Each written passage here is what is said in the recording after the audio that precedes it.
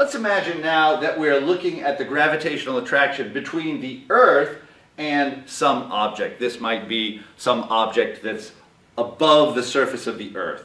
Let's imagine that the object, whatever it is some distance above the surface of the Earth of h. So let's imagine that this distance here is h.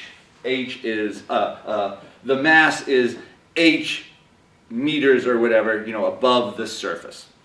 So let's apply Newton's universal law of gravitation. What do we get? We get that the force of attraction. So what does this mean? This is the force that the Earth exerts on the mass towards the Earth, but also it's the force that the mass exerts on the Earth. So actually the Earth feels this same force upward toward the mass. They're both attracting each other. And the force, the magnitude of the force equals big G times the mass of one. Well, one of them is going to be the mass of the Earth. So I'm going to use this symbol. I'm not going to put in numbers at the moment, not yet. I'm going to use a little symbol of M with a circle and a plus sign in it. That is an old astronomical symbol that's used for the Earth. So I'm going to have M sub Earth as our symbol for the mass of the Earth. So big G times mass of the Earth times the second mass, which we'll just call m, over the distance squared. Now what's the distance between them? Remember, measured center to center. Well, if this is the distance from the surface of the Earth to the center of our mass m, from center to center we also have to include the radius of the Earth. The distance from the center of the Earth to the center of the mass will be the radius of the Earth plus h. Okay, so this is going to be the radius of the Earth plus h squared. And that's going to be our force. Very good. Now, what is the radius of the Earth? The radius of the Earth is about 6.38 times 10 to the 6th meters. In other words, 638,000 meters. Okay? So, we need to know what h is, and we need to add it to the radius of the Earth to stick in here. Now, let's imagine that the object that we have is, let's say, 1 meter above the surface of the Earth. So, we would have to take this and add 1 meter. But what is that? Keeping in mind our rule for addition with significant figures, that is not a significant digit. So it's going to be 638,000 still. Adding 1 meter to the radius of the Earth to 3 significant figures is not going to change the value to 3 significant figures. Well, what if we added 10 meters? Still, that's not going to change the value. What if we add 100 meters? Still, it's not going to change the value. What if we add 1,000 meters? It is still not going to change the value.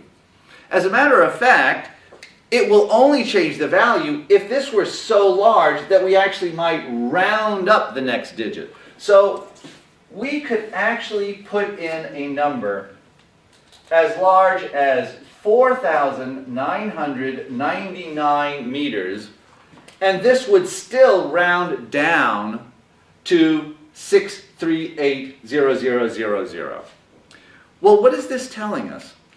That to 3 significant figures, if we want to just imagine calculating this to 3 significant figures, we can have our object up to a height of 4,999 meters. Basically, 5,000 meters or 5 kilometers. So, as long as our object is lower than 5 kilometers above the surface of the Earth, we can still assume that the height is negligible compared to the radius of the Earth. Okay, very, very good. So what we're going to do is we're going to make that assumption. We're going to assume that h is less than 5 kilometers, in which case we can essentially ignore it. And what do we have? We have then that the force of attraction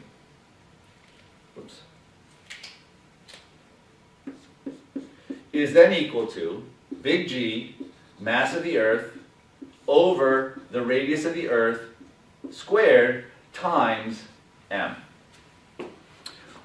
Well, very good. Let's look at this. Now, big G, that's a constant. Mass of the Earth, that's a constant.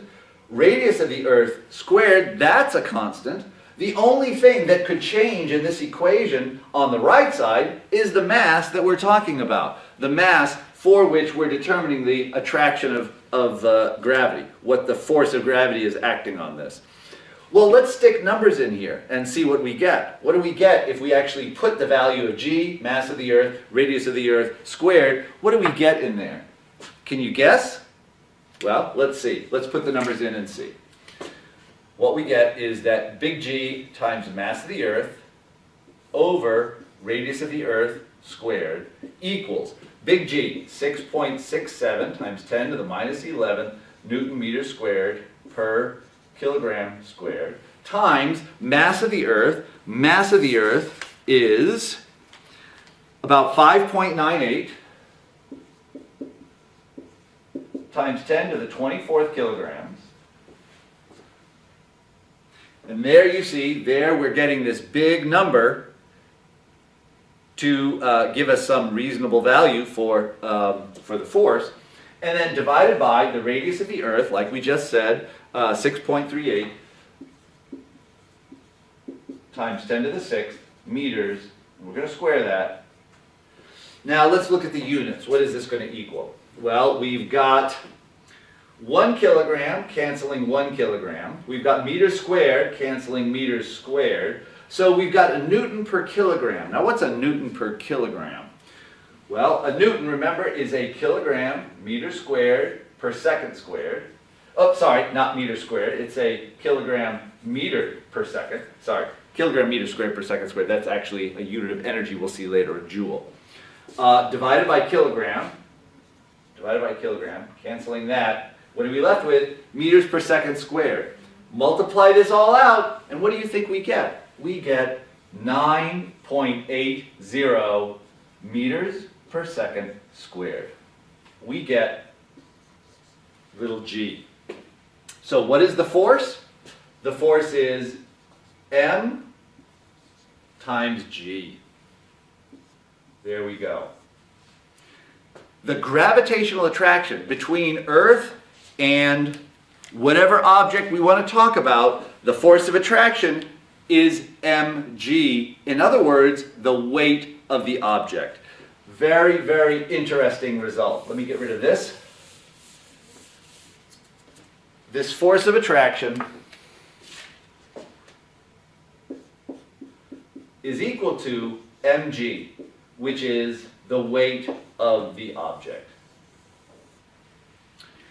We might have guessed that because that is exactly what we should have expected. The gravitational attraction, we have already said, because all objects fall with an acceleration of g, 9.80 meters per second squared, there must be a force of attraction on them, which is equal to the weight, which is mg. Now this also helps us understand why all things fall with the same acceleration, and that is because the force of attraction is proportional to the mass of the object, and if that force equals, if that's the only force acting on an object, it must equal the mass times the acceleration of the object. If ma is proportional to a quantity that depends on m, the m's can cancel out, and we end up with the acceleration is equal to g, regardless of the mass of the object. Very, very interesting. What's going on here? Well, the gravitational attraction being proportional to the mass is more for larger masses, less for smaller masses. But it is harder to accelerate larger masses, easier to accelerate smaller masses, and so those forces accelerate the objects at exactly the same rate. Okay, there, very, very good. So that's where this idea of the weight physically comes from. The weight of an object is equal to mg. Okay, very, very good. Let's take a look at some other examples.